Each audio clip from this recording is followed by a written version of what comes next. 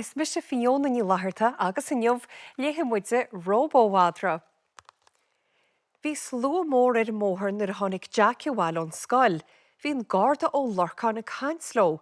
Bhris gadaí isteach a deach sa gantar a réir ar san garda, bígí san ardal. Bei orann Mhadra cosanta áil ar sa daddy nuair a chuala an Scéal. Ach tá lúlúhain ar sa Jack. Ní Mhadra cosantaí lúlú ar sa mamaí, tá Mhadra sin dúr agus leisciúil. Bhí lúlú faoin mabhar de giche crispy. Bhí an dúil ag lúlú i crispy.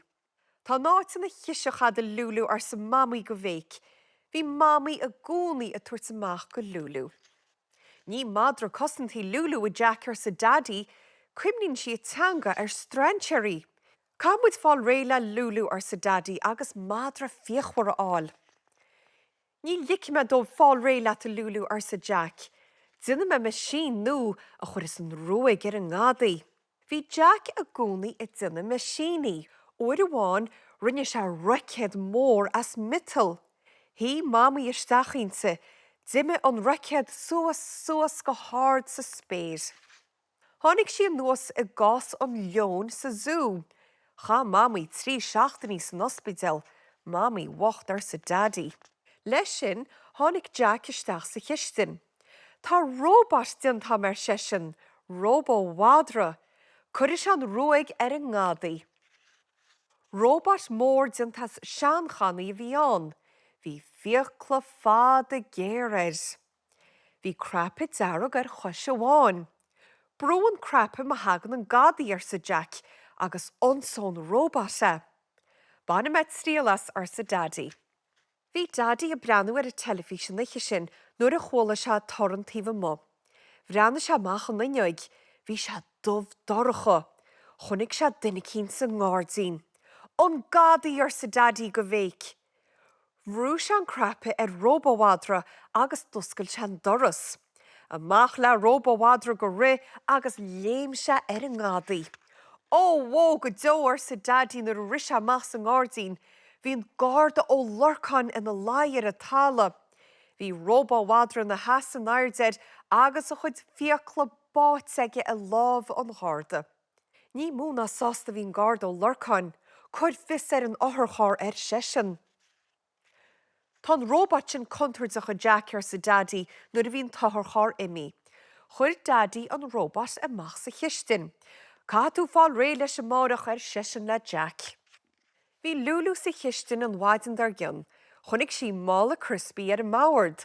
Suas sa léthe go léim agus thosa si giche. In sin tháinig mamaí isteach. I giche crispy ar éist de lúlú a bhéic mamaí mo nádathú. Ó bhó go dó ar sa lúlú le héin, tá bréan gan bhean sin. Trás na lé chuig an róbát agus bhrúsí an crappa dearg. Lás na súla ar Róbó-Mhadra, duscail se bhéal, ruise i dro mamaí, go bhuiir díar ar sa mamaí agus léim si ar a mabhard. Tóir cúna dom a bhéic si, cúna! Amach an doras le lúlú agus an mála crispy ina béalaice. Bhí mamaí fós ar a mabhard nuair a tháinig daddy a bháile. Bhí Róbó-Mhadra i gcearra brethara, airas a bhithilnaí ar sa daddy agus bhfuil sé leis a bhrichtán. Hit an róbát ina físaí ar an álar. Tá se námainn Mhadra cosanta cearta áil ar sa daddy.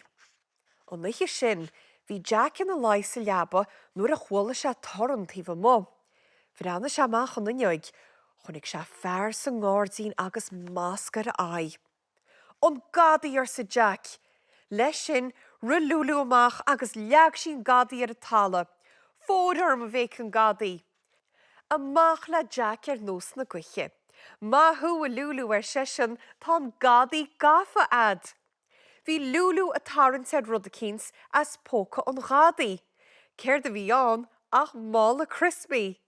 Thosa Jack a gadaí, ní rá weitach nó crispy a lúlú ar sesin. Níor bhfad a grán gadaí gafa ag na gardaí. Tá dearg líb gúil lúlú mar Mhadra cosantagaí ar sa an garda ó lorcán. Is léochú a lúlú ar sa mamaí. Mathú a lúlú ar sa daddy, bhí tú an chróga. An chróga go dó ar sa Jack. Níacha aontain in na crispy a bhí bhálach in na fócaige.